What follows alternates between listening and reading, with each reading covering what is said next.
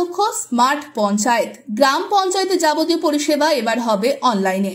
আগামীকাল অর্থাৎ 1 এপ্রিল থেকে এই অনলাইন পরিষেবা বাধ্যতামূলক করার নির্দেশ দিয়েছে রাজ্য পঞ্চায়েত ও গ্রাম উন্নয়ন দপ্তর। ইতিমধ্যে রাজ্যের সমস্ত ব্লকে সেই নির্দেশিকা পাঠিয়ে দিয়েছে রাজ্য পঞ্চায়েত ও গ্রাম উন্নয়ন দপ্তর। পঞ্চায়েত থেকে পরিষেবা দিতে ডিজিটাল প্রযুক্তি ব্যবহারের নির্দেশিকা আগেই জারি করা হয়েছিল, কিন্তু সেই ডিজিটাল প্রযুক্তির সুবিধা পুরোপুরিভাবে ব্যবহার করা হচ্ছিল না বলে বিতর্ক হয়েছে। আগামীকাল থেকে তা বাধ্যতামূলক করার সিদ্ধান্ত নিয়েছে রাজ্য পঞ্চায়েত দপ্তর। রাজ্যের পঞ্চায়েত ও গ্রাম উন্নয়ন মন্ত্রী প্রদীপ কুমার মজুমদার জানিয়েছেন, স্মার্ট পঞ্চায়েত তৈরি করার লক্ষ্য নাগরিকদের তাৎক্ষণিক এবং ঝামেলাহীন অনলাইন পরিষেবা প্রদান করা।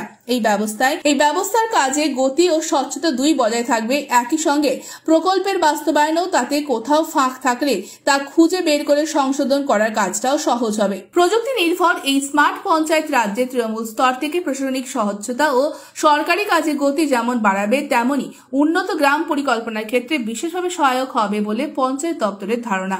ব্যুরো রিপোর্ট, আজ বাংলা।